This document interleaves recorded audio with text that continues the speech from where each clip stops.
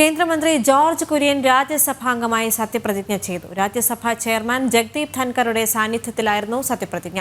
BJP ദേശീയ അധ്യക്ഷൻ JP. നദ്ദയും സംസ്ഥാന അധ്യക്ഷൻ കെ. സുരേന്ദ്രനും ചടങ്ങിൽ പങ്കെടുത്തു.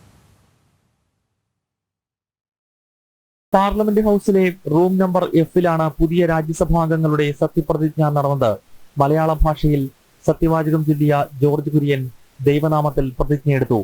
ജോർജ് കുര്യനായ ഞാൻ രാജ്യസഭയിലെ അംഗമായി തിരഞ്ഞെടുക്കപ്പെട്ടിരിക്കുന്നതിനാൽ നിയമം വഴി നിലവിൽ വന്ന ഭാരതത്തിൻ്റെ ഭരണഘടനയോട് നിർവ്യാജമായ വിശ്വസ്തതയും കൂറും പുലർത്തുമെന്നും ഭാരതത്തിൻ്റെ പരമാധികാരവും അഖണ്ഡതയും ഉയർത്തിപ്പിടിക്കുമെന്നും ഞാൻ ഏറ്റെടുക്കുവാൻ പോകുന്ന കർത്തവ്യം വിശ്വസ്തയോടുകൂടി നിർവഹിക്കുമെന്നും ദൈവത്തിൻ്റെ നാമത്തിൽ സത്യം ചെയ്യുന്നു.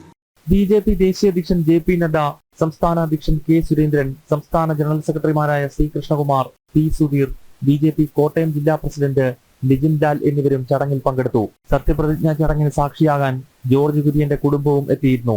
മധ്യപ്രദേശിൽ നിന്നാണ് ജോർജ് കുര്യൻ രാജ്യസഭയിലേക്ക് എതിരില്ലാതെ തെരഞ്ഞെടുക്കപ്പെട്ടത്. നിലവിൽ ന്യൂനപക്ഷകാര്യ, ഫിഷറീസ്, മൃഗസംരക്ഷണ വകുപ്പുകളുടെ സഹമന്ത്രിയാണ് ജോർജ് കുര്യൻ. ജനം, ഡൽഹി.